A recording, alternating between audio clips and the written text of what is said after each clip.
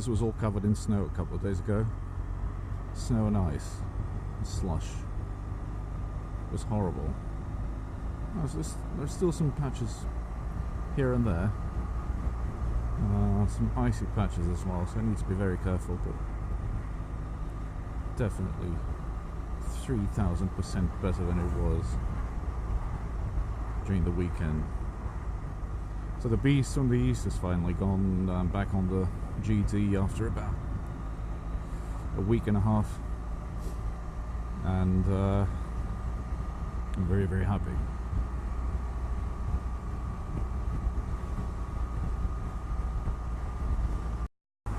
Oh, traffic is horrible. Look at that.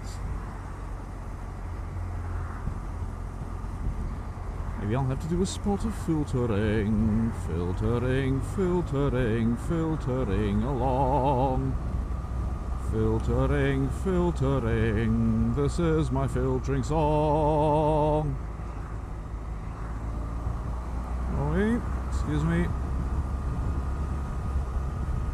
So I have to turn left here. Might as well not risk it. Give you guys a wipe. So back to the subject at hand. I was thinking about what makes the ultimate touring motorcycle, and that was partly because of a comment someone made on one of my videos asking me whether I preferred the BMW 1200RT over my F800GT.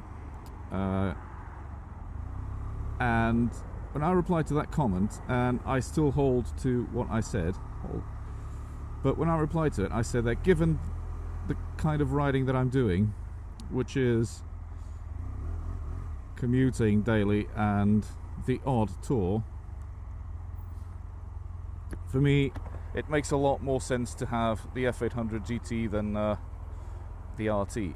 That's because of the type of riding that I do. However,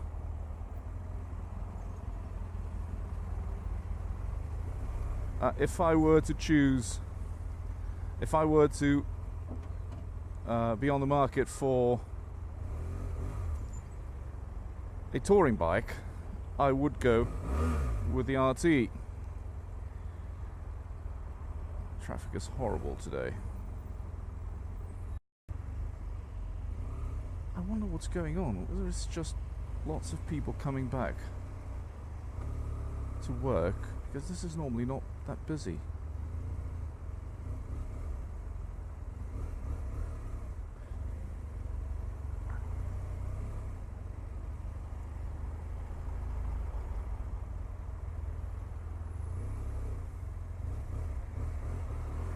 Oh, thank you, sir. Thank you.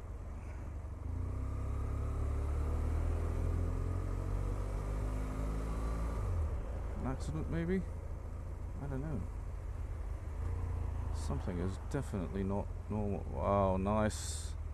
HGV driver. Very kind of you, sir. Thank you.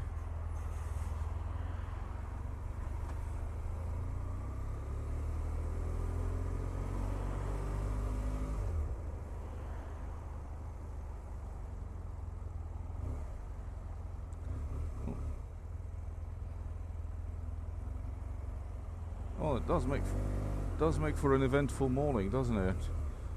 Filtering, filtering, filtering along. Filtering, filtering. This is my filtering song.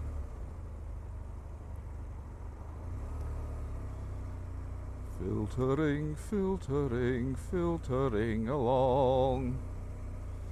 Filtering, filtering, this is my filtering song.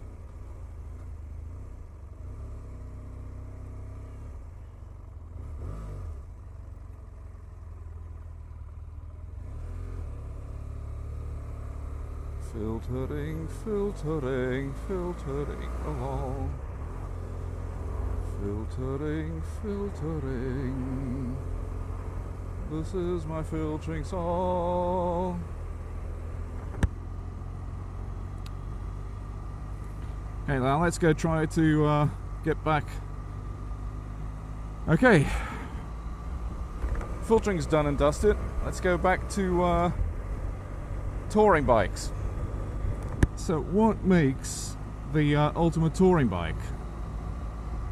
Like I was saying, I started thinking about this for two reasons mainly.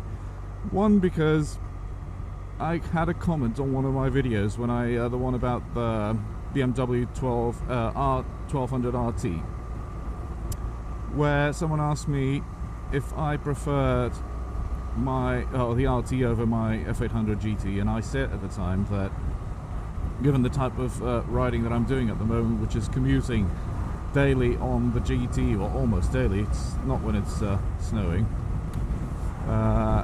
and touring the odd tour, I said that I would rather stick to the GT because it's smaller, lighter, more nimble, easier to filter on despite other panniers, and so yes, I would stick to the GT. But if I were looking for a touring bike, I would most likely go with the RT, and that got me thinking, is the RT really the ultimate bike for touring? And what makes a bike the ultimate bike for touring? And that led me to the first choice that I had for my bike before I bought the GT. And the only reason why I didn't buy it was because it was very expensive, even second-hand. And so I decided not to go with it. And then I tried the GT, and well, I fell in love with it immediately. So that's why I bought it, mainly for that and the price, of course. But thinking about it, I was thinking, what makes a bike the perfect bike to go touring on? So it needs to be comfortable. It needs to be able to do the long distances, and it also needs to be able to carry lots of luggage, have a decent fuel autonomy, so you don't have to stop every 100 miles or so to refuel. And what else? Well, it needs to look good as well, because although looks are quite subjective, because what's good for me, what's nice to me, might not be to you. So let's leave that one. And so yes, those are the main reasons, I think. You need to be able to comfortably carry a passenger and their luggage as well. And every time I added one of these things to the list, and my first choice of bike ticked them all. I'm not going to say for now. I want to do a test ride on it. I did test ride it. I test rode two different bikes, a brand new one for that model, a brand new one which was a demonstrator bike, and then I started looking around, and I found a 3-year-old bike, 16,000 miles I think at the time. It was also a 2013 model, but it was very expensive. And also I started reading about that year's, because it was almost at the beginning, so it was the first incarnation of that model. And I started reading about it, and there were a few things that reviews said that needed improvement. So I thought, well, if I am ever going to buy one of these, I might as well wait another 4 or 5 years for them to kind of iron out all these issues and come out with a better bike. So, and that was another reason for that particular incarnation, because the demonstrator that I test rode was a 216 model, and it was perfect, but obviously I could not afford a brand new or almost brand new bike.